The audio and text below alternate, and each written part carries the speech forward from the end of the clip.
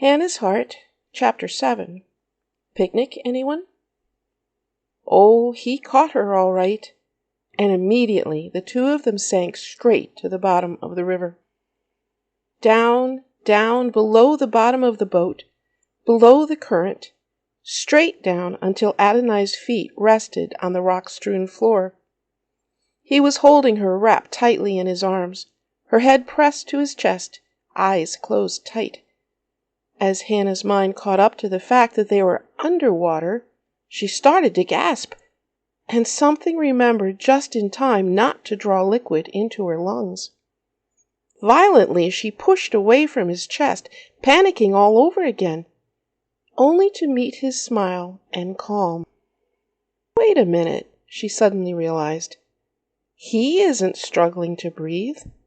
He's just standing there, relaxed, like he'd stopped for a rest on the path of the garden. Phew!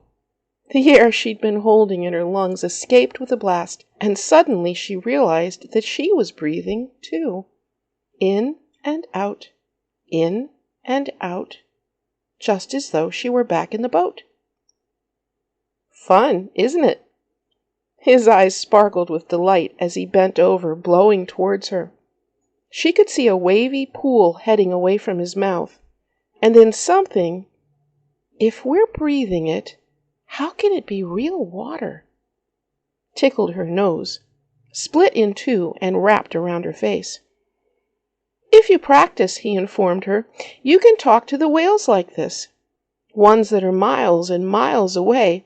You just have to add sounds to it. And he proceeded to demonstrate. When these bubbles reached her, they held the long, moaning cries of a baleen whale that washed in and out of her ears as they floated past. About then, the wicker picnic basket came floating down alongside them.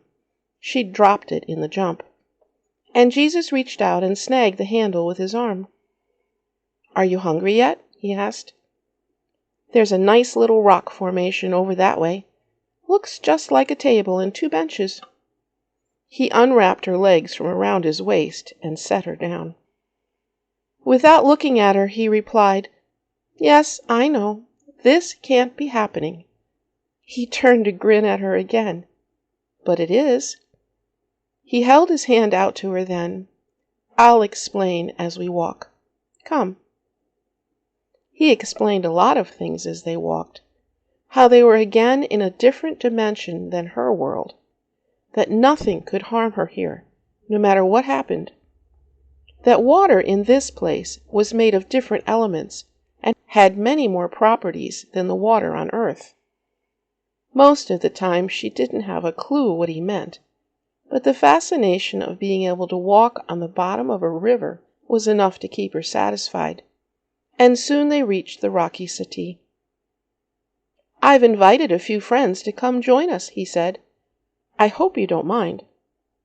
He set the basket down and pulled from it a red and white checkered tablecloth, 2 plates, a small loaf of bread, and several pieces of fruit. There was another container filled with an assortment of some kind of grainy cracker, but that wasn't put on the table. The rocky bench wasn't cold, clammy, or hard, but more like she was sitting on a soft sponge. Hannah had just seated herself when something hard and pointy ran into her arm. It didn't hurt, but it startled her. She pulled away from the pressure and found herself looking into the large black eyes of a huge fish. It had a long, slender, olive-green body with yellow-white dots in neat little rows all down its body. Fully as long as her entire arm, the fish looked at her like an expectant puppy. From the corner of her eye she noticed more of the dark-bodied creatures gathering around them in a semicircle, each sporting a pair of small fins just below a gaping mouth, moving back and forth like twitchy rabbit ears. "Oh my!" she squealed. "Are these your friends?" Hannah wasn't so sure she liked the company. She could see into those huge jaws, and nothing but row upon row of tiny, very sharp-looking teeth met her gaze. More More like panhandlers, actually. Jesus seemed awfully busy with something on his side of the rocks. But there's plenty here for all. Reach in for that other container. Nodding, Hannah drew it out of the basket and opened it. Taking out one of the small bits of food, she hesitated, not wanting to get her fingers anywhere near those dangerous-looking mouths. "Go ahead," he began. "He won't hurt me, right?" Hannah grinned at him. She was beginning to like this game. "Are you sure?" He just raised his eyebrows at her and slowly nodded in the fish's direction. Cautiously, she held the treat between her thumb and forefinger and extended it towards the beast. Without warning, the fish dove forward, grabbed the cracker from her hand, and swam off. In its lunge, its mouth encompassed her entire hand, and several of its teeth scraped along her fingers as it backed away. "Ah!" she squealed again, flinging her hand up in the air. "It bit me!" "Really?" He looked up with concern on his face. "How unusual! Are you sure?" Hannah was indignant by this time. "Of course I'm sure. Look!" And she thrust the offended part towards him, fully expecting to see blood pouring out of a dozen cuts. Only the skin was intact, and not a mark could be seen. Jesus took her hand, examined it carefully, gave it a soft pat, and turned back to whatever he'd been doing. "Trust." His voice came floating out over his shoulder. "It's an awesome thing. Once you've established that you can really, really trust someone, why, you can follow them anywhere. Believe anything they tell you." He twisted his head around and looked at her face, his eyes searching hers for something she didn't quite understand. "Hannah, do you trust me?" The question hung between them, a door that could be opened or locked up tight. She'd stood before this door with him before. Without answering, but also without looking away again, she dipped her fingers back into the container and pulled out another cracker. One more long, thoughtful look, and she turned to the next waiting fish. It had the same response as the first one, but she didn't scream, and hardly even jumped this time. Now that she was expecting it, its teeth weren't sharp at all. They felt more like pointy rubber spikes on her hand, like the pliant rubber bristles of a child's hairbrush. Going down the line, one by one, she handed out the favors and watched until the last one was fed and swam out of sight. "Yes, Lord." She turned and finally answered him. Her face was solemn, her eyes still a little bit worried. Inside, she was trembling like a leaf, willing herself to extend to her Savior what he was asking of her, to let down her guard, walk away from the betrayals of her past, and embrace now. "Jesus?" She stilled her trembling and drew confidence from his gaze. I do trust you." The refreshments had been tasty and the company delightful. As soon as the last of the huge pike had swum away, another school of fish came swimming by. Well, it was more like a cloud of fish. Thousands of tiny, silvery minnows came, and for the picnickers' enjoyment, swam like miniature ballerinas floating across a vast stage, forming themselves into dozens of lovely shapes. Hearts, flowers, swirling ribbons that streamed and intertwined with each other. The light filtering down from the sky above shimmered across their scales as they moved, sending flashes of color this way and that, like bursts of fireworks going off amidst the display. Hannah watched them in amazement, wondering how they all knew where to go, how to stay together in such a way they could make all these designs. Who told them how to do this? As usual, Jesus just grinned at her unspoken question. Next came a pair of graceful river otters. They sat at, or rather on, the table, asking politely for a treat, then turned on their backs, clutching their biscuit between hand-like paws to nibble away on them.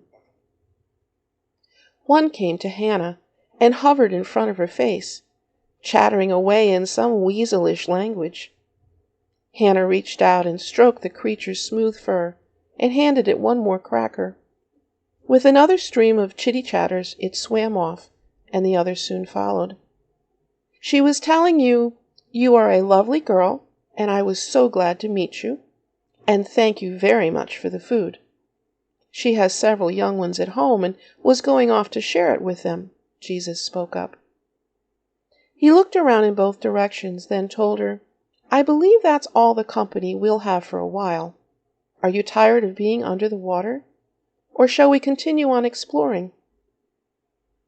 By this time Hannah had forgotten they were under the river surface. She thought a moment. "I think I saw a deer up along the banks before you, you know," she said. "Do you suppose we could find her? Would she stand and let me pet her too?" Before he could answer, another thought struck her. So, how do we get out of here anyway? Is the boat still up there? I can't see it anymore. She had seen the bottom of their craft once when she was watching the minnows dance, but now there was no sight of anything above them, anywhere. Jesus stood up and started folding the cloth that had covered the table. "We had no need of it any more, so I sent it away. Let's clean up here and move on to dry ground, so to speak." And she heard that now familiar chuckle coming from him. She picked up the basket, and he took her arm, and soon they had floated up to break the surface of the water. He paused long enough to show her a few swimming motions for her arms and legs, and together they moved towards the shoreline. The river bottom made a gradual rise, and before long they were standing up and wading in, stepping now on tiny stones and sand until they reached the bank. Of course, by this time, she expected to be dribbling water everywhere, and she'd always hated walking around with wet clothes on. Yuck, she thought, as they emerged from the water into the air again. This part's going to be gross. She expected the familiar clammy feeling of cloth sticking to her body, and stringy heavy hair clinging to her arms and face. But things never acted the way you'd expect here, did they? In fact, it soon became apparent that whatever part of her was still under water was indeed wet. But as soon as it rose out of the water, it was immediately dry. "I think I see her over there, Hannah." Jesus pointed off to the right of them. "Let's go find out." He began to head off in that direction at a brisk walk, not waiting to see if she were following. When she hesitated, again musing on this strange but wonderful place they were exploring, he called over his shoulder, "You don't like to be wet, right? So come on." Giggling, she picked up the last foot she'd drawn out of the river and shook it. A few thin streams of sand fell out of her sandals, and a pebble, dry as a bone. Karen thrashed from one side to the other, moaning and groaning, caught in a recurring nightmare, unable to escape. Her outflung arm finally struck the night sand with a hard thunk, and she was freed. The images dispelled like cockroaches scattering in the light, and her consciousness returned with a jolt. She lay there panting, and finding nothing else available, used the bedsheet to wipe the sweat and tears from her face. The smell of the fabric softener helped soothe her heart, and she let the fragrant lilac scent draw in and out of her lungs for a while, until her heartbeat slowed to normal. Why this torment still, after all this time? The nightmare was always as vivid as the real event. It began the night she'd woken to use the bathroom and filled the toilet with her blood. Miscarriage.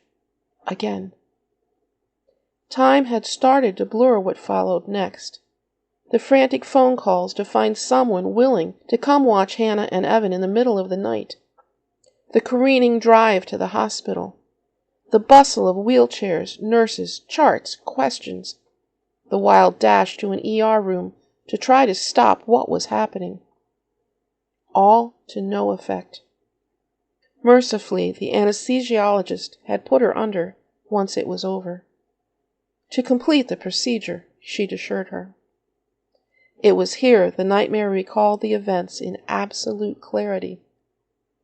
She'd begun to wake up from the drugs, and as she did, her thoughts were drawn to her right arm. I'm holding something. I can feel the weight. The baby! The baby is here, and I'm holding it now in my arm. She had forgotten all the rest, even the reason she was there in the hospital. Filled with joy, she'd struggled to open her eyes to gaze on the precious newborn, only to be met by an empty space. Laughter that could only be described as evil met her ears, and rang on and on over her until it was finally choked off. Her heart had exploded in pain, and she lay sobbing. So distraught, in fact, the nurses finally gave up trying to talk to her, to comfort her, and left her alone again. It had taken her 6 months to quell the real event from every waking moment. She still hadn't managed to kill the nightmares. Karen knew something had followed afterward, but it had been blocked from her mind, as though a veil had been brought down over the memory, a wall had been built around it. She knew it had been wonderful, though. How do you forget something like that? If only I could remember. I know it would stop the nightmares. I know I'd be free of this. Mike's footsteps could be heard ascending the steps. She quickly brushed the last of her tears away and rearranged herself in the bed. She never let him know when these dreams happened, afraid he'd explode even more, get even more worried about her. He just didn't know how to cope with her pain. For crying out loud, he didn't know how to cope with his pain. The fights? They didn't mean anything to either of them. It had just become a way to let off steam. A bad habit, she knew that. Even though the words they threw back and forth stung, it never destroyed what was in their hearts for each other. Not entirely, at least. Neither of them understood what it had been doing to the two children, however.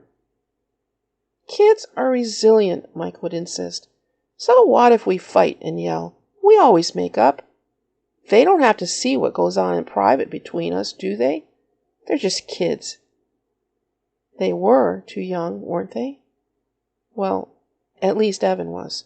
She was sure of that. She never questioned Mike directly, but there was always a quiet niggling in the back of her mind about it all. As a kid growing up, she and her siblings had fought and yelled and screamed and then made up again. So what's the big deal? And so she'd blindly followed his words and avoided the children's sad faces, never trying to help them understand anything. Somewhere she'd forgotten that her parents had never, ever done such a thing, but had always explained the reasons for their occasional spats, and had always welcomed questions and challenges from the children with open arms and consciences. But that was long, long ago, Karen tried to rationalize. A whole different generation ago. They wouldn't understand today's pressures. Life was so much easier for her parents. She lay in bed quietly, waiting for him to finish his bedtime routine, to settle himself and hear his breathing slow, his snoring to begin. More thoughts had begun pouring through her mind, and she needed to get away, to be alone for a while. She slid back out of the bed, eased through the door, and headed back down the stairs. In the living room was still her one last comfort from their life before. A 2-seater, soft easy chair that lay back far enough, comfortably enough, to fall asleep in.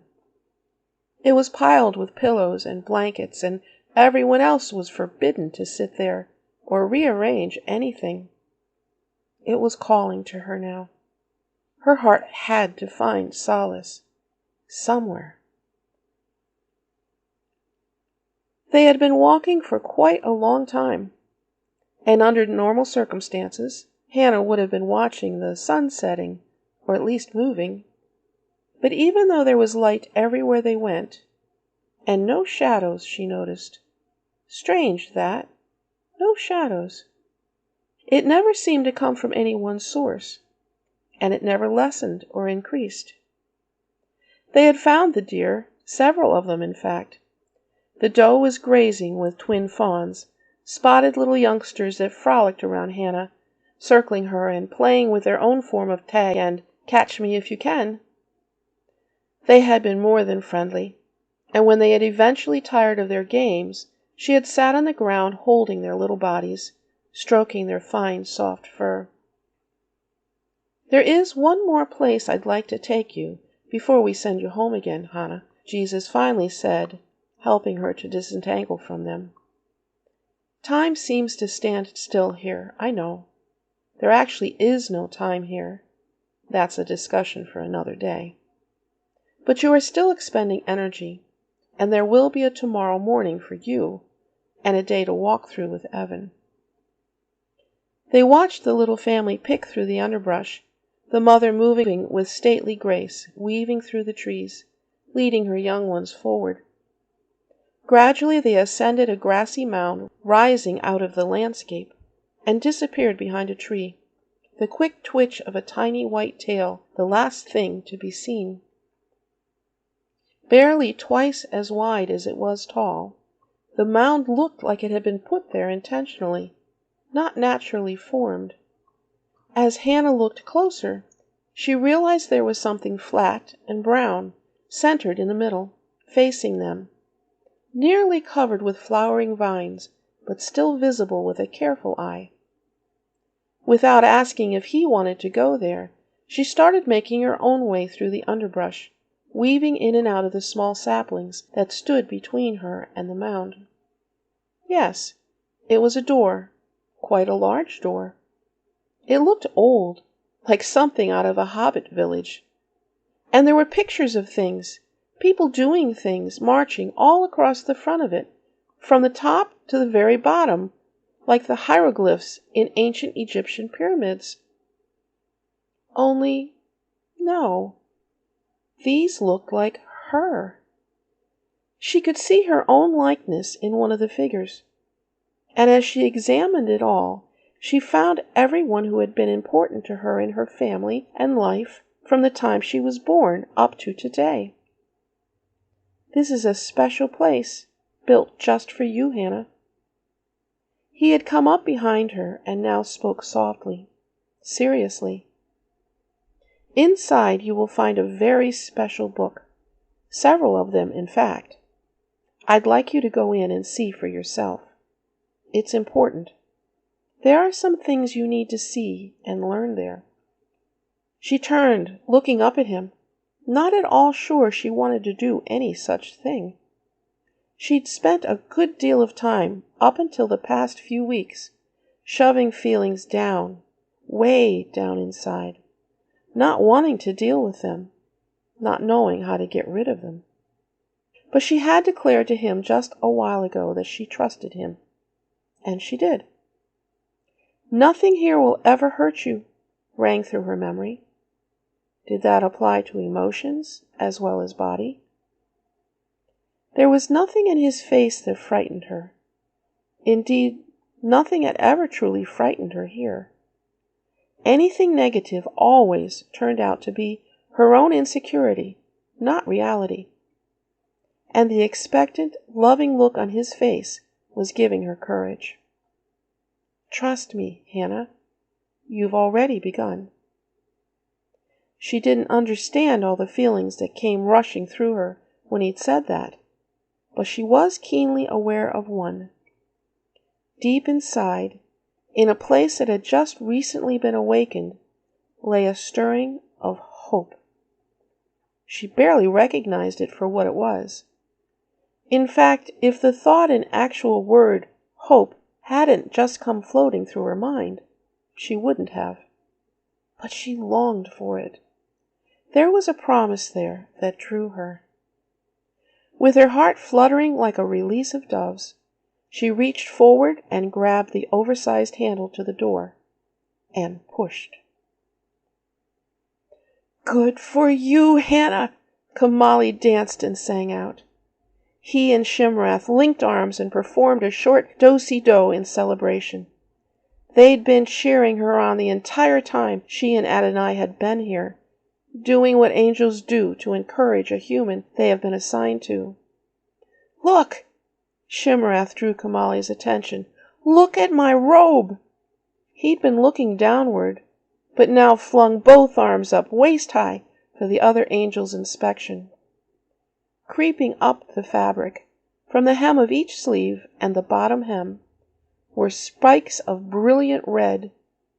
Not a lot, not terribly far, maybe only an inch or so from the edge to where it stopped. Yet oh so apparent. Trust and obedience grows. She's getting it, Kamali. My robe has begun. Shimrath, whose very name meant obedience to God, was just that, an angel assigned to Hannah at her salvation, to monitor, encourage, and measure her growth in obedience to Yahweh. All through her life from now on, as she made choices of following the Lord's directions or choosing to walk the other way in her own will, his robe would be a visual testament to her progress. He and Kamali were so jubilant at the path Hannah was choosing, they couldn't restrain themselves. Calling to a dozen other angels that watched nearby, together they raised hands and heads and voices to the Almighty Yah, lifting him up with praise and worship and glory. The sound of worship resonated all throughout the air around them and traveled swiftly until it reached the very throne itself. The redeemed on the sea of glass felt its vibrations, and together with the host that surrounds the throne, a spontaneous celebration of praise broke out. Adonai smiled to himself as he watched it all, knowing, of course, what was occurring in all realms, in all the lives of all of his children, at all times. The Father and he shared that moment of joy, and then he turned his attention back to his little charge and her journey.